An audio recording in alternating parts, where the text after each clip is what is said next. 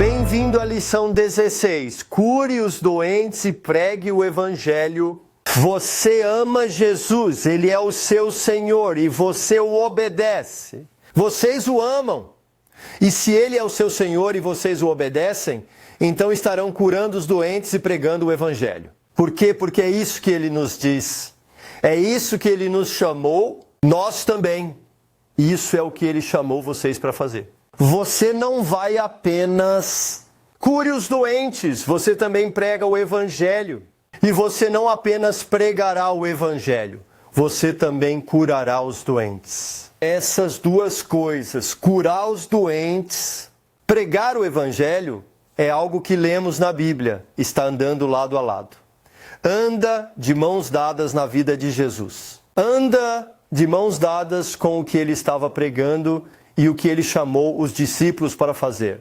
E isso é o que vemos com a igreja primitiva. Alguns de vocês terão problemas com o que eu disse antes. Antes, quando comecei, diria, curem os doentes e preguem o evangelho. Vocês vão pensar, não, porque ele diz, curem os doentes. Porque este capítulo se chama Curem os Doentes, primeiro. Eu sei que alguns de vocês, por causa da sua tradição, terão problemas com isso. Outros de vocês que veem isso talvez tenham um problema comigo dizendo cure os doentes, porque vocês não acreditam que é para hoje. Alguns de vocês vão pensar, ok, é para hoje, e isso é ok, mas vocês não gostam que eu diga que é para todos, porque é só para alguns lá fora. Mas quando continuarmos, eu realmente peço que você esteja aberto.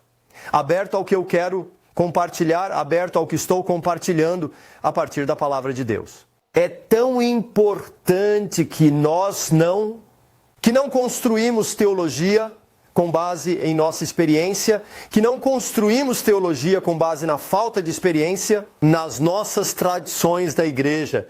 Não construa teologia em nada além da palavra de Deus, sobre o que Jesus está dizendo. Então espero que você esteja pronto para isso. Síria, cheguei ao verso 9 em Lucas, capítulo 10, onde Jesus está dizendo isso. Curem os doentes que aí estiverem e digam-lhes que o reino de Deus se aproximou de vocês. Então isso é o que Jesus nos mandou fazer. E aqui vemos que o próprio Jesus disse, cure os doentes. Primeiro e depois pregue mais tarde. Mais tarde. Então se você teve um problema comigo no início, comece dizendo cure os doentes primeiro e depois... Eu disse, compartilhe o evangelho mais tarde e depois converse com Jesus sobre isso. Porque se você tiver um problema com isso, então você não tem realmente um problema comigo. Você tem um problema com Jesus, porque eu estava apenas citando o que Jesus disse. E é apenas... Por que eu começo com isso? Porque existem tantas tradições na igreja. Eu vi isso repetidas vezes. Se eu disser para alguém, ei, você precisa se curar. Não, é mais importante que preguemos o evangelho. E sim, precisamos pregar o evangelho, mas com que frequência você ouve alguém dizer, ei, precisamos pregar o evangelho? Não, temos que começar curando os enfermos. Nós não ouvimos as pessoas falarem assim, o importante é que fazemos ambos. Porque em outros lugares, como em Lourdes 10, 9, vimos aqui Jesus diz, primeiro cure os doentes e depois pregue o evangelho. Mas em outros lugares, Jesus disse, primeiro, preguem o evangelho e curem os doentes. O importante não é a ordem. A importância é que fazemos ambos. A importância é que obedecemos a Jesus. E Jesus nunca nos chamou apenas para curar os doentes ou apenas para pregar o evangelho. Ele nos chamou para ambos, pregar o evangelho e curar os enfermos, ou curar os enfermos e pregar o evangelho. Esse é o seu chamado. Bem, deixe-me ler uma citação curta deste capítulo do meu livro. Jesus é o mesmo ontem, hoje e sempre. Quando Jesus caminhou na terra, ele ia à casa das pessoas porque os doentes precisavam de um médico e os pecadores de comida. Perdão, agora você e eu somos o corpo dele, trazendo cura e perdão para as pessoas. E essa é a questão, se olharmos para a vida de Jesus, Jesus não estava apenas curando os doentes, expulsando demônios. Ele não estava apenas pregando o evangelho. Ele fez ambos. Ele andava pelas casas das pessoas porque os doentes precisam de comida. O médico. Os doentes precisam de cura. E os pecadores precisam de arrependimento. Os pecadores precisam de perdão. E havia aquelas duas coisas que ele pregava: cura e perdão. Perdão e cura.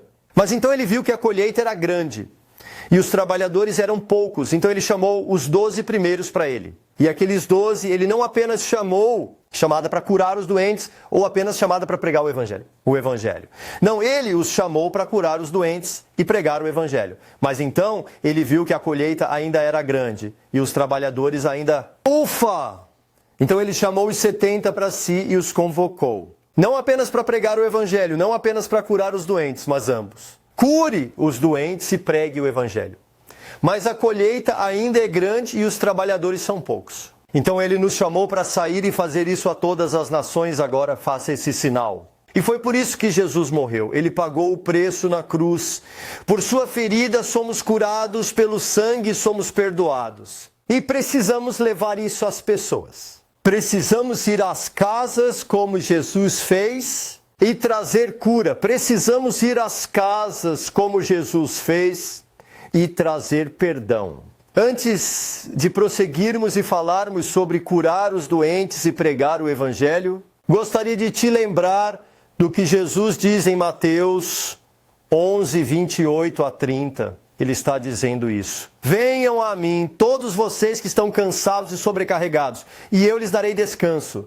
Tomem sobre vocês o meu jugo e aprendam comigo. Venha a mim, pois sou manso e humilde de coração, e você encontrará descanso para a sua alma. Pois meu jugo é suave e meu fardo é leve. Jesus diz aqui que seu jugo é suave e seu fardo é leve. Isso também vem curar os doentes e pregar o evangelho dessa maneira que você pode aprender isso. Todos nós podemos aprender. Todos nós podemos aprender a andar nisso.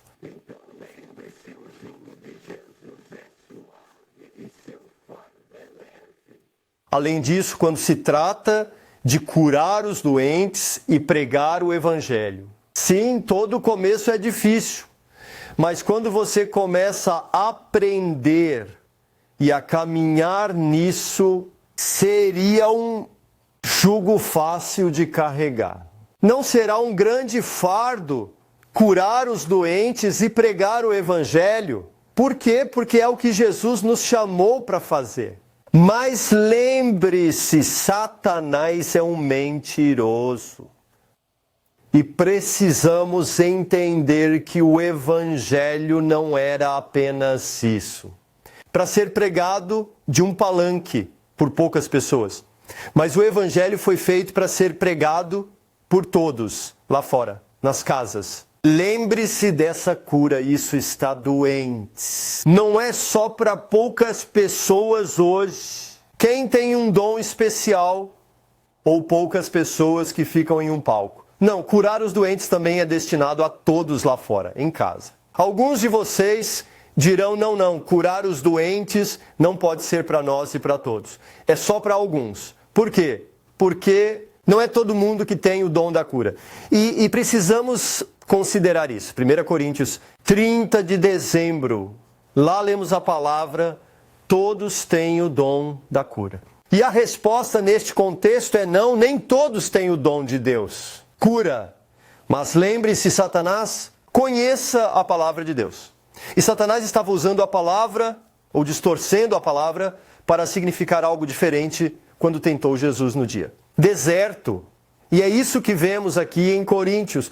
Se as pessoas dizem que não podemos curar os doentes, porque esse versículo diz que nem todos têm o dom da cura. Deixe-me explicar. Não, nem todos têm o dom da cura. Não são todos que são profetas. Nem todos são evangelistas. Nem todos são professores. Nem todos têm o dom da fé. Nem todos têm o dom da ajuda. Apenas para citar alguns dos dons e ministérios que vemos na Bíblia. Mas você tem que entender como isso funciona. Você pode ter fé sem ter o dom da fé. Você pode ajudar as pessoas sem tendo o dom de ajudar. Você pode aprender a profetizar sem ser um profeta. Você pode aprender a evangelizar sem ser um evangelista. Você pode ensinar algo para outras pessoas sem ser um professor. E você pode curar sem ter o dom da cura. Esses dons estão aqui para equipar os santos para fazer o ministério. Vamos dizer assim, tente imaginar que você pode fazer apenas o que tem. Um dom para fazer. Isso significa que a Bíblia diz que não todos têm o dom da fé. Isso quer dizer, se você não tem o dom da fé, você não tem fé? Então você está perdido. Estão perdidos. Tente imaginar se alguém chegar e disser, Torben, ou disser a você, ei, você pode me ajudar a mover essa cadeira? E você diz, não posso te ajudar a mover a cadeira. Por quê? Eu não tenho o dom de ajudar. Ou alguém disse, ei, você pode dar um presente para este ministério? Não. Não posso dar um presente, porque não tenho o dom de dar. Ou, se seus filhos chegarem e disserem, mãe, pai, podem me ajudar com a lição de casa? Não, nós não temos o dom de ensinar. Não podemos ajudá-lo a ensinar. Ou alguém diz, podem me falar sobre Jesus? Não, eu não posso falar sobre Jesus porque não sou um evangelista. Seria loucura se pensássemos assim. Não, todos nós podemos fazer tudo em Jesus Cristo que nos fortalece. Mas alguns de nós eu posso ajudar outras pessoas. Mesmo que eu não diga que tenho o dom de ajudar. Posso profetizar, mesmo dizendo que não sou um profeta. Posso ensinar outras pessoas, mesmo dizendo que não sou o mais forte. Eu não tenho o dom de ensinar. Eu posso fazer coisas diferentes e você pode fazer coisas diferentes. Como funciona o presente? O presente é ter pessoas que têm uma vocação especial. Por exemplo, há um ministério, um professor chamado David Pawson. David Pawson, ele é um senhor idoso da Inglaterra. Ele é um professor com P maiúsculo. Ele me abençoou muito. Eu ouvi seus ensinamentos. Eu posso ensinar. Eu amo ensinar. Estou te ensinando. Mas não é como se eu quisesse, ensinar todo domingo após domingo por 1 ano ou 2 anos. Eu não tenho isso em mim. Mas David Pawson tem. David Pawson é um professor com T maiúsculo. E por estar com ele e receber dele, ele me inspira e me faz melhorar no ensino. Depois conheço outras pessoas que são profetas com P maiúsculo. Posso profetizar, mas não sou profeta, mas quando estou com essas pessoas, eu me torno mais forte na profecia, em dar profecia, porque eles me fortalecem, eles me ajudam.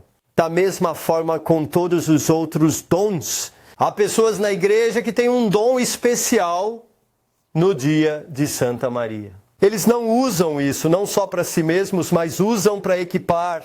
Para fazer isso, da mesma forma que diria, você não precisa do dom da cura para curar os enfermos. Apenas comece a curar. Se você crescer e se fortalecer nisso, começando a preparar outras pessoas para fazer o mesmo, então podemos dizer que você tem um dom de cura. Curando, você entende, esqueça completamente os dons no começo. Comece a servir. Comece a ajudar onde é necessário. Ensine onde precisam de ensino. Cure os doentes onde precisam de cura. Compartilhe o evangelho onde precisam dele. E então você começa e faz tudo de novo. E talvez algumas áreas em que você cresça. E você se torna mais forte. E então começa a equipar outros naquela área. E então podemos dizer, uau, você tem um dom.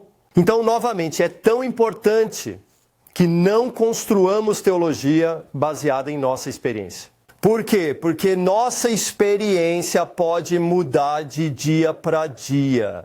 Então nunca construa teologia a partir da experiência.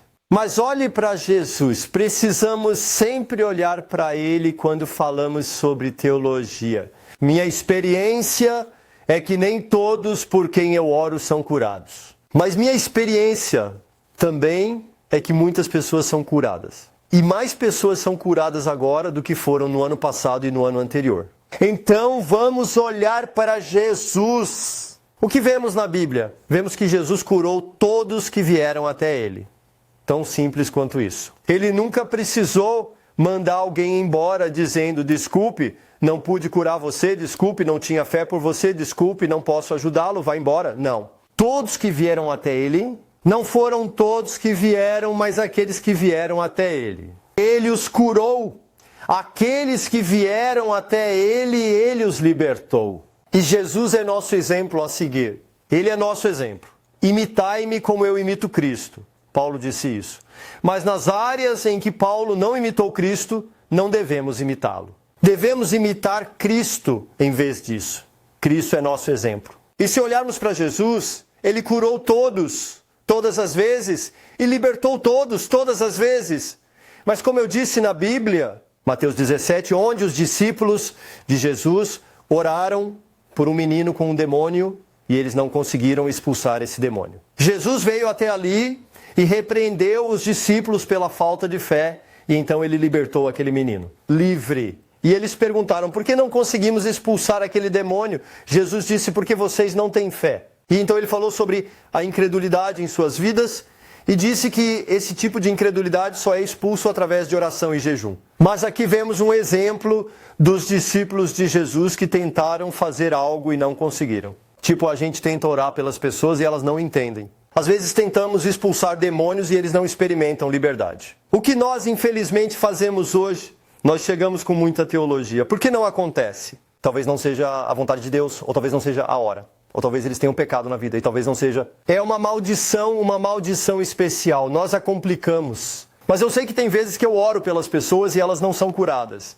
E eu oro para que elas não sejam libertas. Se Jesus estivesse vindo, ele apenas os olharia e os libertaria imediatamente. E olharia para mim e me repreenderia pela minha falta de fé. É tão simples, se resume a fé. Fé. Precisamos de fé. E está tudo bem em reconhecer que há coisas que ainda não consigo fazer. Que eu ainda não sou como Cristo. Que eu oro por pessoas que ainda não são curadas. Por quê? Porque todos nós somos discípulos. Todos somos aprendizes, como já falamos. Mas eu quero ver mais curas e avanços este ano do que fiz no ano passado. Por quê? Porque estamos aqui para aprender, para crescer. Quero ler um texto maior do meu livro deste capítulo. Minha teologia é muito simples quando se trata de fé. Creio verdadeiramente que é sempre a vontade de Deus que se cumpre. Curar, assim como é sempre a vontade dele salvar as pessoas. Quando os discípulos de Jesus não conseguiram expulsar o demônio, eles poderiam ter inventado várias desculpas para justificar porque o menino não foi libertado. Sim, eles poderiam ter dito, talvez ele tenha pecado em sua vida e é por isso que ele não foi libertado. Ou talvez não seja vontade de Deus curar. Ou poderiam ter dito, talvez a cura não seja para os dias de hoje. Eles poderiam ter inventado tantas desculpas, assim como as pessoas costumam fazer hoje. Mas naquela época Jesus ainda estava fisicamente aqui na terra. E ele repreendeu seus discípulos pela falta de fé deles. E ele libertou o menino. O problema hoje é que Jesus não está mais fisicamente andando por aí, passeando pela terra, como ele fez naquela época. Portanto, hoje, quando as pessoas não se curam, começamos a criar muita teologia falsa para justificar por que não aconteceu. Há muitos livros por aí hoje que dizem por que a cura não acontece. Mas a maioria do que é ensinado não é bíblico. Se o físico de Jesus descesse à terra hoje, ele curaria todos, assim como fez antes. E todos nós teremos que mudar a nossa teologia e jogar fora esses livros, ensinamentos falsos sobre ele. Cura. Então eu tenho uma teologia simples. Jesus quer curar todos. E todos que foram até Jesus foram curados. Nem todos foram até ele, mas aqueles que foram, todos foram curados. Cura. E isto é tão claro quanto posso dizer. Eu realmente acredito nisso. É o que vejo na Bíblia. Coloque lealdade na sua experiência ou na sua falta de experiência. Vamos olhar para Cristo, vamos observar sua vida, vamos ver o que Jesus nos chamou para fazer. Vamos obedecê-lo. E se você dedicar um tempo para olhar a Bíblia, verá muito claramente que você é chamado. 2. Não apenas cure os doentes. Não apenas pregue o evangelho, mas você é chamado para fazer ambos. Você é chamado para curar os doentes e pregar o evangelho. E isso anda de mãos dadas, claro, com expulsar demônios. Demônios. Porque o que vemos em Lucas 10, quando Jesus os enviou, ele simplesmente diz, curem os doentes. Lemos que eles voltaram mais tarde, rejubilando, dizendo, até os demônios obedecem em seu nome. Então, o que vemos quando você começa a sair e curar os doentes na fé, veja que alguns daqueles aí pelos quais você ora, de repente, um demônio se manifesta e você diz, sai em nome de Jesus. E você começa a expulsar demônios, em vez disso, demônios. Então, somos chamados a fazer isso. Sim, ainda não somos como Jesus, às vezes oramos por pessoas que não são curadas. Mas então precisamos apenas crescer na nossa fé. Precisamos continuar. Precisamos manter o olhar em Jesus, precisamos crescer na fé. E aqueles que talvez não sejam curados, dessa vez, se voltarmos um ano depois, agora temos fé, agora podemos ajudar. Liberta-os! Então você não precisa de um dom especial, você só precisa de fé. E comece com a fé que você tem, comece! Seja fiel nas pequenas coisas. Também quando se trata da sua pequena fé, ou da minha pequena fé, precisamos ser fiéis nas pequenas coisas. Crescer a partir daí. Então, quando você estiver lá fora no seu dia a dia e quiser obedecer ao chamado de Jesus, seja corajoso, encontre uma pessoa de paz, compartilhe Jesus com ela. Mas não apenas compartilhe Jesus, ore por eles. Pergunte a eles: ei, com licença, você tem algo pelo qual eu possa orar? Impor as mãos sobre eles e orar. E você que já está por aí impondo mãos e orando pelas pessoas, não faça só isso. Lembre-se também de compartilhar o Evangelho. Essas duas coisas devem andar juntas. Como você começa isso? Eu te encorajo a ler meu livro. Tenho muito mais ensinamentos sobre a cura dos enfermos neste capítulo. Além disso, temos vários outros vídeos no nosso canal do YouTube, com ensinamentos sobre como curar os doentes na nossa escola pioneira online. Tem muitas horas ensinando sobre como curar os enfermos. Tem muitas horas ensinando sobre como expulsar demônios. Junto com esse vídeo, vou colocar um link para alguns desses ensinamentos sobre como curar os doentes e expulsar demônios. Mas quero adicionar aqui uma maneira muito boa, encontrar alguém perto de você que possa te levar pela mão e te levar para a rua para começar. Nós chamamos isso de impulso inicial. Por quê? Porque é uma coisa ler sobre isso, é uma coisa ouvir sobre isso. É outra coisa obedecer. E de ouvir a começar a obedecer, esse passo pode ser grande. Então, o que podemos oferecer? Se você acessar www.tlrmap.com. E no texto, junto com isso, também há um link, www.tlrmap.com. Tente encontrar alguém perto de você que já saia e ore pelas pessoas. E encontre com eles e diga: você pode me levar para a rua. Porque então, quando você lida com alguém, é bem mais fácil. Assim que você faz uma vez, pode fazer de novo, e de novo, e de novo, e muitos são curados e alguns não são, e você cria uma nova vida. Você cresce a partir daí e começa a obedecer a Jesus e ao chamado que Ele te deu. Se você não tem ninguém por perto que possa te levar para fora, faça mesmo assim. Foi o mesmo comigo. Não tinha ninguém que me levasse pela mão. Mas eu vi para o que Jesus me chamou e eu preciso tomar uma decisão. Eu quero obedecê-lo ou eu quero obedecer à experiência da minha igreja? Quero obedecer a ele ou a minha tradição? Quero construir minha vida, minha experiência ou construir minha vida sobre a palavra de Deus? Deus, amém. E no começo minha vida era assim, muito longe da palavra de Deus. Mas, lentamente, com o passar dos anos, eu subi, cresci e aprendi a caminhar cada vez mais como Cristo. Minha vida cada vez mais se parece com isso. Como a palavra de Deus. Minha vida estava cada vez mais uma bagunça. Cristo. E esta é a mesma jornada em que todos estamos. Então, eu realmente quero te encorajar. Desse passo a mais. Lembre-se. É a vontade de Deus. Lembre-se. É o chamado de Jesus. Jesus te chamou para curar os doentes e louvar o Evangelho. Não faça perguntas, se está muito frio. O Senhor quer que eu ore pelas pessoas. Sim, Ele quer que você ore pelas pessoas. Está em suas palavras, você não precisa perguntar. Já está escrito. É o chamado que Ele te deu. Em vez de perguntar, Deus, Jesus, é a tua vontade, queres que eu ore pelas pessoas? Pare de perguntar isso, mas pergunte às outras pessoas ao seu redor. Com licença, posso orar por você? Pergunte a eles, seja ousado. Quando você encontrar alguém, com licença, posso orar por você? E se eles disserem não? Então você diz, tenha um bom dia. Ou diga, a razão pela qual eu pergunto é porque eu quero te falar sobre Jesus. Mas e se eles disserem sim? E se você orar por elas e elas não forem curadas? Então você orou por elas e elas não foram curadas. E você aprendeu com isso. E então você compartilha Jesus. Mas e se você orar por elas e elas forem curadas? Todos nós já vivenciamos pessoas que dizem não. Todos nós já vivenciamos pessoas que dizem sim. Todos nós já vivenciamos pessoas que se curam. Todos nós já vivenciamos pessoas que não se curam. A pior coisa que você pode fazer é não fazer nada. Tente se lembrar disso. Este é um chamado que Jesus nos deu. Quando você disse sim para Ele, você disse não para si mesmo. Você diz sim em negar a si mesmo, pegar sua cruz e seguir Ele e ser seu discípulo. Então vamos ser corajosos e começar a obedecê-lo. E depois cresça a partir daí.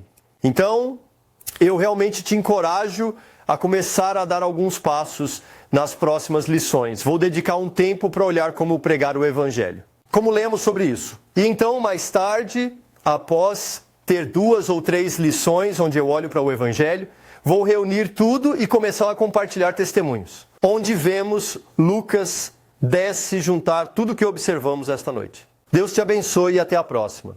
Compartilhe este vídeo e vamos ver uma igreja lá. Não apenas confesse Jesus como Senhor, mas comece a obedecer Jesus como Senhor. Comece a viver a vida que Ele nos chamou para fazer. Deus te abençoe, até a próxima. Tchau.